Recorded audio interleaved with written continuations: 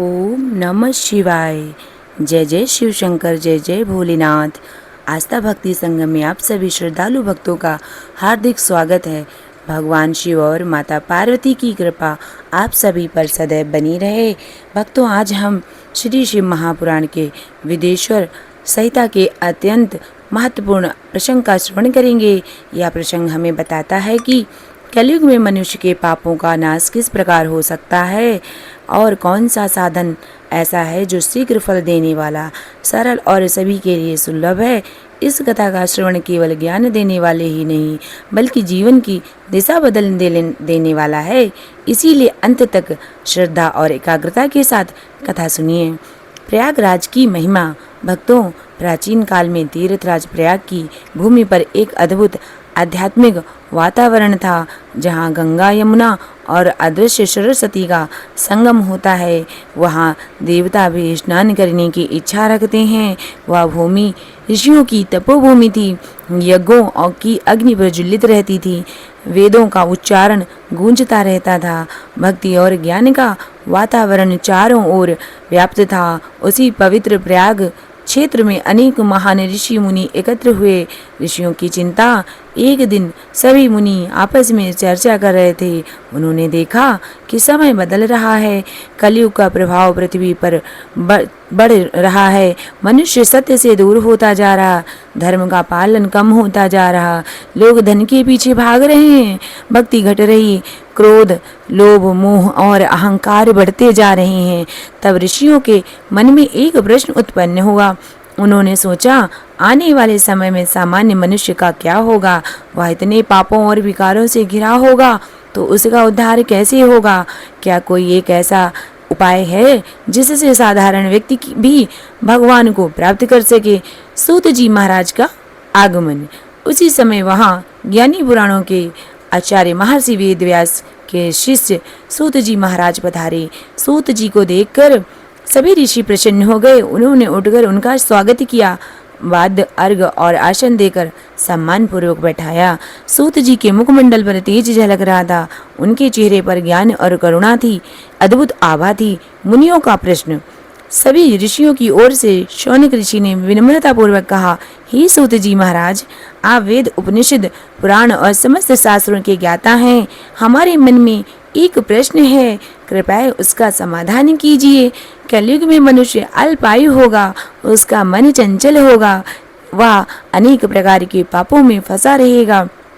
ऐसे समय में कौन सा साधन ऐसा है जिससे शीघ्र पापों का नाश हो सके? ऐसा कौन सा मार्ग है जो सरल भी हो और सभी के लिए सुलभ भी हो? सूत जी का उत्तर सुनकर सूत जी महाराज मुस्कुराए। उन्होंने कहा, ऋषिवरों, आप अत्यंत कल्याणकारी प्रश्न पूछा है। यह प्रश्न केवल आपका नहीं बल्कि समस्त मानव जाति के कल्याण का प्रश्न है। ध्यानपूर्वक सुनिए। कलयुग में भगवान शिव की भक्ति और सबसे सरल और सबसे प्रभावशाली साधन है। तब सभी ऋषि ध्यानपूर्वक सुनने लगे। भगवान शिव की करुणा। सूत जी बोले, भगवान शिव अत्यंत दयालु हैं।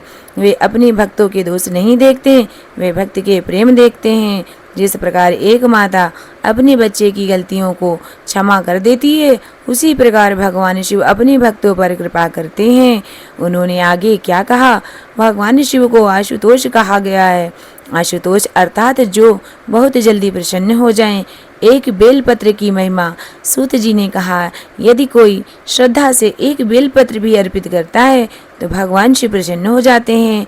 यदि कोई एक लोटा जल भी चढ़ा दे तो भी भोलेनाथ कृपा कर देते हैं। भगवान को वस्तु का मूल्य नहीं चाहिए, उन्हें भाव चाहिए, नाम जप की शक्ति। फिर सूत जी ने कहा, कलयुग में सबसे सरल साधन है भगवान शिव का नाम स्मरण जो करना। जो व्यक्ति श्रद्धा से ओम नमः शिवाय, ओम नमः शिवाय, ओम नमः शिवाय का जाप करता है, उसके जीवन में अद्भुत परिवर्तन होने लगता है। धीरे धीरे उसका मन शांत होता है, विकार कम होने लगते हैं, आत्मा में पवित्रता आने लगती है। पंचाक्षरी मंत्र की महिमा। सूत जी बोले, ओम नमः शिवाय कोई साधारण मंत्र नहीं है, यह स्वयं भगवान शिव का स्वरूप है। इस मंत्र में समस्त वेदों का सार समाया हुआ है। उन्होंने बताया, जो मनुष्य नियमित रूप से इस मंत्र का जप करता है, उसके जन्म जन्मांतर के पाप नष्ट होने लगते हैं। कलयुग का सरल धर्म। ऋषियों ने पूछा, क्या केवल नाम जप से ही कल्याण हो सकता है? सूत जी बोले, हाँ, यदि नाम जप श्रद्धा से किया जाए। कलयुग में बड़े से यज्ञ करना सबके लिए संभव नहीं है, कठोर तपस्या करना भी कठिन है, लेकिन भगवान का नाम लेना हर व्यक्ति के लिए संभव है। शिव पुराण का श्रवण।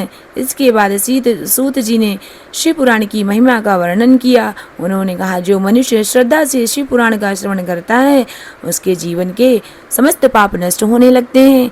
जहाँ शिव पुराण की कथा होती है वहाँ देवता उपस्थित रहते हैं। भगवान शिव की कृपा उस स्थान पर बरसती है। कथा क्यों सुननी चाहिए? भक्तों, सूत जी ने कहा, मनुष्य दिन भर संसार की बातें सुनता है, उसका मन अशांत रहता है, लेकिन जब वह भगवान की कथा सुनता है तो उसके मन का मैल धुलने लगता है। कथा मन को पवित्र करती है, कथा जीवन को दिशा देती है और कथा आत्मा को भगवान की ओर ले जाती है। पाप कैसे नष्ट होते हैं? ऋषियों ने फिर प्रश्न किया, हे सूत जी, मनुष्य के पाप वास्तव में कैसे नष्ट होते हैं? सूत जी बोले, जब मनुष्य का हृदय बदलता है तब पाप नष्ट होने लगते हैं। केवल बाहरी पूजा पर्याप्त नहीं है, मन में परिवर्तन होना चाहिए। यदि कोई व्यक्ति भगवान का स्मरण करता है, वह अपने व्यवहार को सुधारता है, तो उसके समस्त पाप स्वतः ही नष्ट होने लगते हैं। सच्ची भक्ति क्या है? सूत जी ने कहा, सच्ची भक्ति केवल मंदिर जाने का नाम ही नहीं है। भक्ति सत्य बोलना, दया करना, क्रोध पर नियंत्रण रखना, माता पिता का सम्मान करना, गरीबों की सहायता करना, भगवान का नाम जप करना।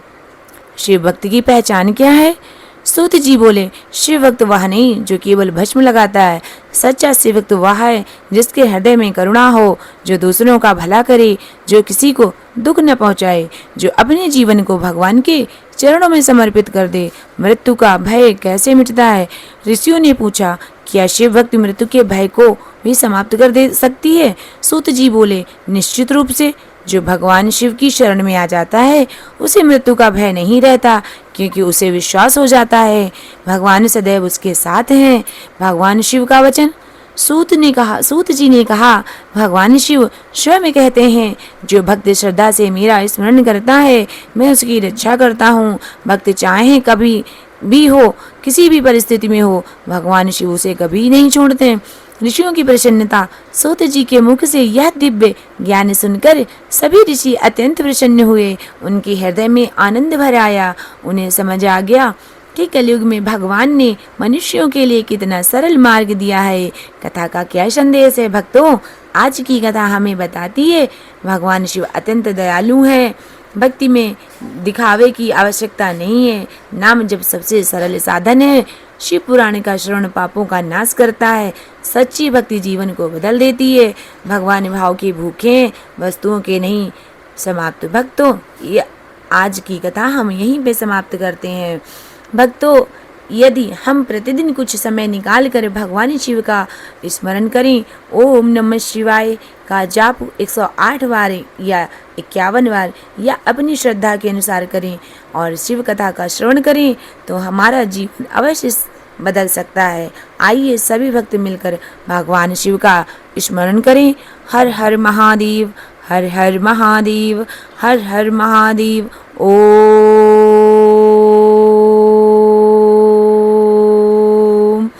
नमः शिवाय। यदि कथा शिव पुराण की ये कथा आपको अच्छी लगी हो तो आस्था भक्ति संगम को अपना प्रेम और आशीर्वाद अवश्य दीजिए। बोलिए कैलाशपति भगवान शिव शंकर महादेव की जय हो।